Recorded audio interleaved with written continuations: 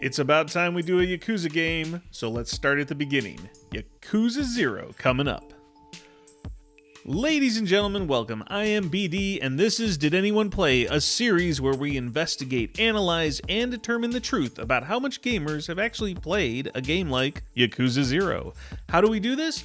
We use trophy and achievement milestones within games, and then compare those results to an ever-growing database to evaluate and rank games compared to the rest of the industry. Using objective data and statistical comparisons, we can draw conclusions. We aren't reviewing the game in a traditional sense. Our goal is to provide analysis that can be better used to understand player preference, while ignoring game sales and hype to ensure we see reality as it truly is. Please drop a like or a sub to the channel if you want more of these types of videos. We're just starting out, so anything you can do is very much appreciated, and a quick spoiler warning as we may be talking about some elements of late game progression. So let's find out if anyone actually played Yakuza 0 on Steam, PlayStation 4, and Xbox. Remember that all percentages we'll be talking about here come from the total number of players that played the game, not bought the game. So these results are a full reflection on how players played Yakuza 0. The first milestone that players are most likely to hit is called Nostalgic for the 80s. That hits me good. The milestone is achieved when a player completes the opening cutscene. Yeah, that's all you need to do. Watch the opening cutscene and get a milestone. So with that, how many players who started Yakuza 0 make it through that opening cutscene? On PlayStation, 96% reached milestone 1. For Steam, it was 93.1%, and for Xbox, it was 80.8%. So let's stop here for a second. Losing 4% on PlayStation doesn't raise an eyebrow. Losing 7% on Steam is a bit confusing, but I'm completely baffled on how Xbox loses 20% of their players on Yakuza 0 before the first cutscene ends. What does that mean?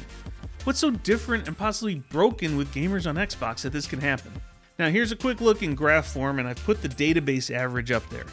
Now all the results from Yakuza 0 are higher than the database average, but we all know why. It's just a cutscene, there's no real time or gameplay investment, so you would expect this to overperform the database numbers. Still, the Xbox showing is crazy. This could be a Game Pass impact, but all I can say is that Xbox has cultivated some seriously concerning gaming habits, and we can keep an eye on this with the games going forward. So what is Yakuza 0? Well, it's an action-adventure developed by Ryuga Gotoku Studio and published by Sega. Yakuza 0 is set in an open world, and gamers control Kiryu and Goro throughout the story. It has leveling, an extensive story, and a large amount of side quests. The multiple fighting-style beat-em-up aspect of this game is another standout feature. Yakuza 0 was released on PlayStation in the US on January 24th of 2017, then Steam on August 1st, 2018, and then finally on Xbox in February 26th of 2020. The second milestone players would likely reach in Yakuza 0 is called New Allies, New Foes. This is achieved when players complete Chapter 2 of the story. So for Xbox, we have 19% of players reaching this milestone, while on PlayStation we see 54% make it, and on Steam it's 50.3%. The drop in Milestone 2 is massive, but so much larger for Xbox. More than 80% of Xbox players did not complete Chapter 2, while for PlayStation and Steam we see about half of the players have left. This is a huge drop regardless, but Xbox is again shocking in how bad the numbers are. Now it's always good to understand the competition a game was up against when it launched. Since we have multiple launch points, we're just going to look at the initial launch in the US for Yakuza 0 on PlayStation. What was happening around January 24th of 2017 in the gaming world? Well, titles like Resident Evil 7 Biohazard, Gravity Rush 2, and Digimon World Next Order came out around this time on the platforms.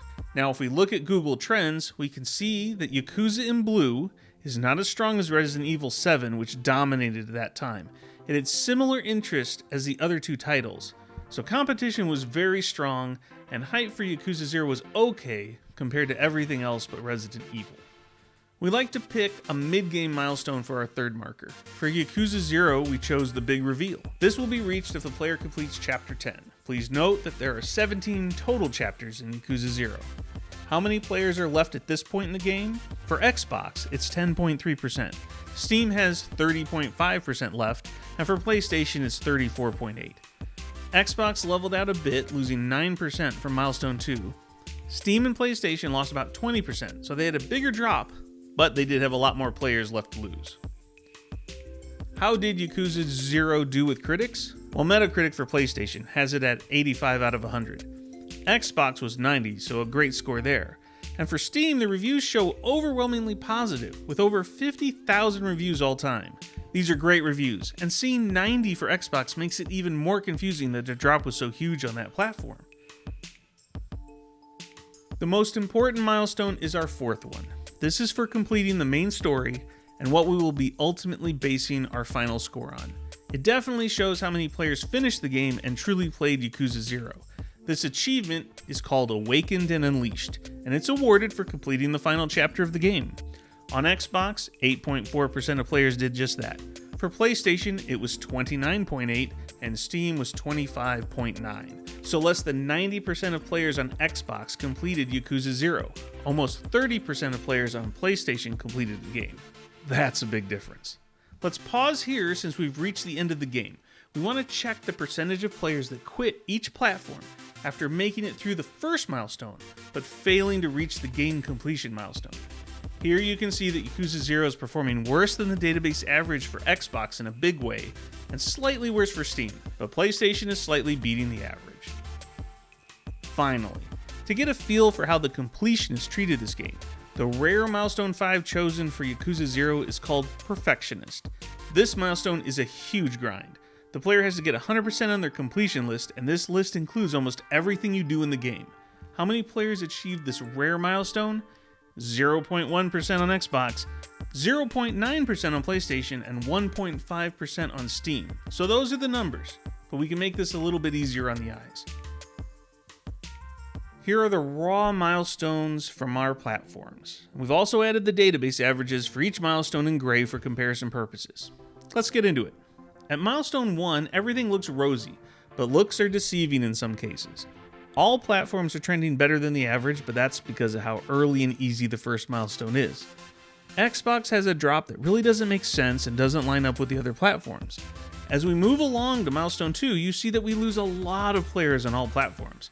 This is where we get a real sense that more players than you'd expect have opted out of continuing to play. But from milestone 2 to 3, and continuing on to the end, we see a significant leveling off of losses. PlayStation and Steam end in a strong position by milestone 4, but Xbox can never recover from losses early on. So this is our final tally for Yakuza 0 milestones. But now let's see how Yakuza 0 stacks up against all other games in our database and find out if anyone truly played this game. We use milestone 4 as our ultimate ranking target. Here are the results for each platform for milestone 4 once again. It's time to reveal the final score Yakuza 0 has in our database. Here we go. For Xbox, we are at a 1 out of 10. For Steam, it's a good 6 out of 10, and PlayStation hits even higher at 7 out of 10. Yakuza 0 is above average on PlayStation and Steam, but nearly at the bottom for Xbox. Both congratulations and condolences are on the table. So those are the scores, but let's see if we can tease out some other observations by looking at these results in different ways. It's time for the deep dive. Let's start with progressive player loss. Each milestone shows how many total players have stopped playing the game at that particular point. Not to beat a dead horse, but it is easy to see Xbox losing the most right away, and keeping that lead throughout. PlayStation stays strong all the way through, but Steam edges out at the rarest milestone. Moving on, we can look at milestone player retention. This calculation only takes into account the player population loss as a percentage compared to the previous milestone. So what you see here is that no matter how we slice it, Xbox loses the most players at every point in the game. No matter how many players they've lost already, they still lose the most at each milestone by percentage. How about completionists? How did the rarest milestones shake out in the different platforms? Here, Steam clearly wins out as more players on Steam continued that grind. PlayStation has a respectable showing while Xbox is a distant third. Finally, we check on early versus late game retention. When you read a chart like this, the best performers are further away from the center of the circle, Early game, PlayStation leads, and you can see how far away Xbox shows up. For the end game, PlayStation continues to lead, but Xbox does get close to Steam, and in the completionist section we see that Steam comes out on top. Let's take one final look at all the platforms and their Milestone 4 results, but this time we show the full percent rank within our database. This is to give you a detailed view of how the rankings played out. Use this data as you will. Let's wrap this up. So what are our major takeaways from all the data? The massive amount of players that quit early on Xbox needs a lot of attention.